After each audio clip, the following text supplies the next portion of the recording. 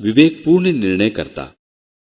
एक दिन दो वेश्याएं राजा के सामने उपस्थित हुईं। पहली स्त्री ने कहा, महाराज, मैं और ये स्त्री एक ही घर में रहती हैं। ये घर में ही थी जब मुझे एक बच्चा हुआ। मेरे प्रसव के 3 दिन बाद इस स्त्री को भी एक बच्चा हुआ। हम एक साथ थीं और हमारे साथ घर में कोई दूसरा नहीं था, केवल हम दोनों घर में थीं।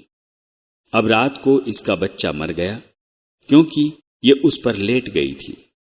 आधी रात को उठकर वो मेरे बच्चे को मेरे पास से उठा ले गई, जब मैं आपकी ये दासी सोई हुई थी और उसे अपनी गोद में रख लिया। फिर यह अपने मृत बच्चे को मेरी गोद में रख गई।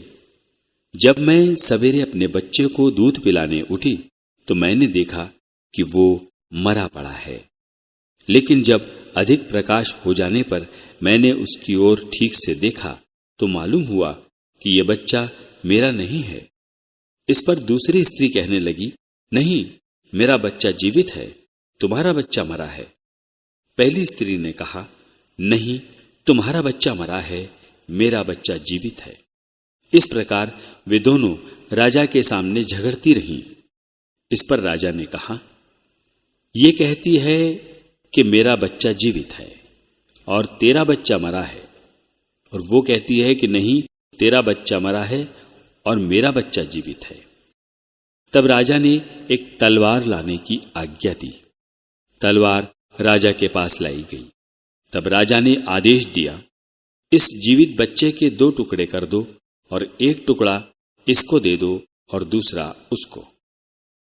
जिस स्त्री का वो बच्चा जीवित था, उसका हृदय वात्सल्य से भर गया और उसने राजा से कहा, महाराज, जीवित बच्चे को उसको दे दीजिए, उसका वध मत कीजिए।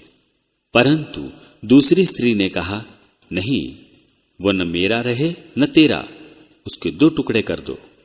इस पर राजा ने ये निर्णय दिया, जीवित बच्चा पहली स्त्री को दे दो, उसे मत मारो, क्योंकि वही उसकी मां है। जब सारे इस्राएल ने राजा का यह निर्णय सुना, तब लोग आश्चर्यचकित हो उठे, क्योंकि उन्होंने देखा कि राजा में न्याय करने की ईश्वरीय प्रज्ञा है।